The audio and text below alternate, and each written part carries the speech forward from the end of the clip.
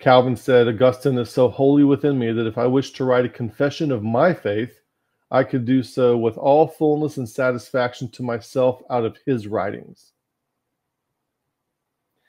In this book, Historical Theology, this was the textbook that was used when I was at the University of Mobile, earning my theology degree from Calvinist professors.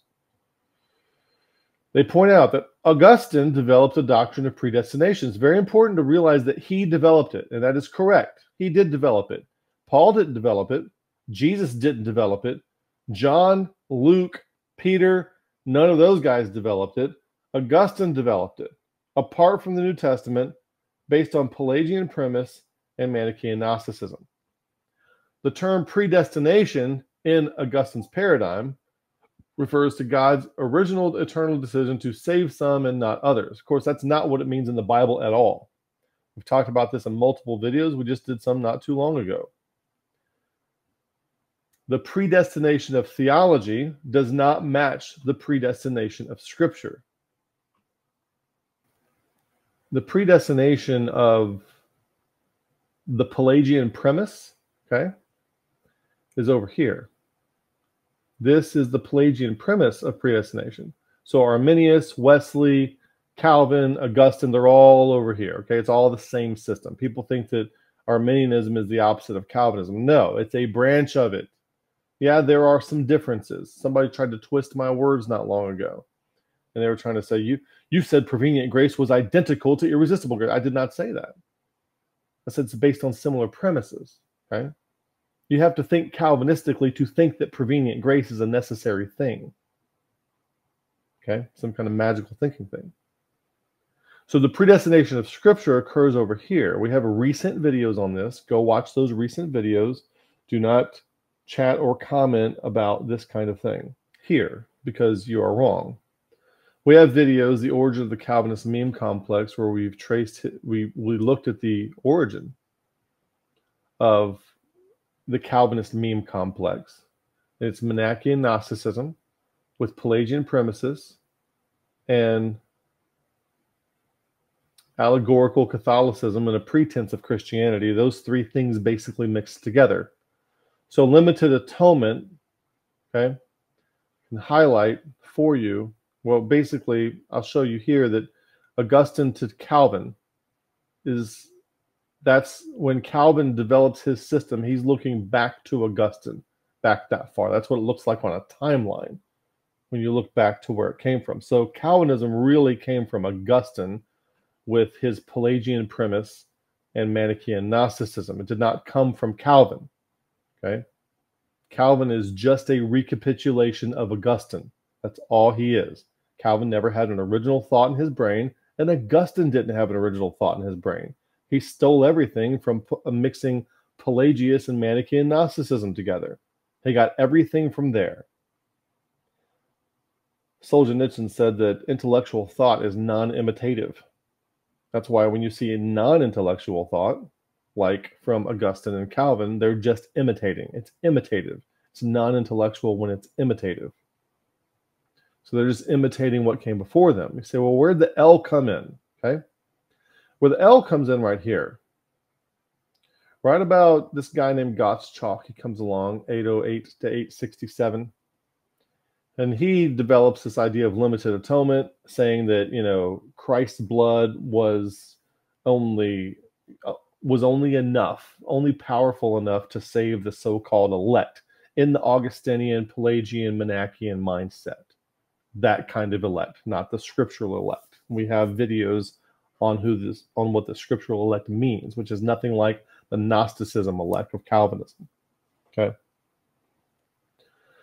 So then Peter Lombard comes along and he's like, well, limited atonement, yes, but we don't want people saying the blood of Christ wasn't powerful enough because it's all powerful, so we have to reword it. See, it's a semantic word game. Everything's just shuffling words around because it's how it sounds. It's about optics. It's about how it looks and how it sounds, whether it sounds palatable. It's a Russell conjugation, really. So, and a Russell conjugation is different ways of saying the same thing. One can sound good, one can sound bad. One can say he's persistent, or he's stubborn, or he's a pig-headed fool. Those are all the same different ways of, or he's a jackass or something like that. It's all the same ways of saying the different kind of thing. All saying they're stubborn. Your persistence paid off. Your stubbornness paid off. See how different that sounds? The same kind of thing. It's called a Russell conjugation. Calvinists are really big about having all the good-sounding Russell conjugations of their horrible system all lined up. And if you do not use their Russell conjugations, then you don't understand Calvinism. Like, no, we understand it just fine. God doesn't pre-select them for hell. He just passes over them. Well, that's a Russell conjugation. If he knew everything and he selected some, knowing what would happen to the others, yeah, he chose them for hell too. It's just as active as a choice. And if you want to rearrange the words so it doesn't sound so bad, you're dumb, okay? You're being bamboozled, and you're bamboozling yourself. Not only were you deceived, but you're continuing to deceive yourself, okay? You can't get any dumber than that. So stop being dumb. Stop demanding that your stupid system be worded a particular way according to certain framings and Russell conjugations. Okay? It's a demonstration of unintelligence. So don't do it. Stop. Get out of it. You don't have to be a Calvinist. You may be getting all upset if you're a Calvinist. Listen to this. Just stop being a Calvinist. Okay? Don't be egoically attached to a paradigm that isn't even true. So Peter Lombard comes along with the Russell conjugation. Oh, it's sufficient to save all. It's just not efficient to save all. Well, the problem is the blood of Christ isn't what saves anybody. The death of Christ isn't what saves anybody. Romans 5:10, we should be saved by his life. There's no place in the Bible that says the death of Christ saved anyone. The apostles, anyone. Nobody. Nobody's saved by the death of Christ. Nobody's saved by the blood of Christ. Well, it says justified by his blood. Yeah, that's one component of salvation. And guess what? You can't be justified if you just read 10 verses earlier in Romans 4:25 where it says raised again for our justification. You need the resurrection and the blood. So I'm not saying the death is not important. I'm not saying it's not necessary. The death of Christ, the blood of Christ, is a necessary but not sufficient component of salvation, and one that is not decisive in who gets saved. It's not decisive at all. It's a necessary precondition.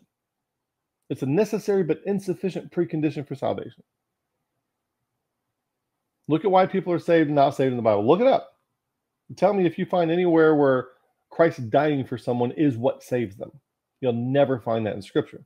So where does that come from? The TULIP acronym was developed by Loraine Bettner in his book, The Reformed Doctrine of Predestination, in 1932. So before that, they weren't using the acronym itself, okay? But it does come out, the TULIP acronym. But the 5 main points, okay, they come from the Contra Remonstrants. The people who were the Arminian Calvinists were in disagreement with the Basel Calvinists. Yes, I said Arminian Calvinists because Arminius was a Calvinist. He constantly argued what a good Calvinist he was. He recommended Calvin's commentaries above and beyond anything else that could be read next to Scripture. He went to his death constantly defending himself as a good Calvinist. Arminianism is a variation of Calvinism. There's lots of variations of Calvinism. Arminianism should be properly seen as a variation of Calvinism, not the opposite of it. Okay? What the scriptural view, like Arminianism and Calvinism are basically one thing over here, and the scriptural view is way over here. It's way different than the Calvo-Arminian mindset. The Arminian Calvinists produced these remonstrants, like we have troubles with these 4 things that we don't like about Basel Calvinism. And then the Basel Calvinists produced 5 contra remonstrants, okay?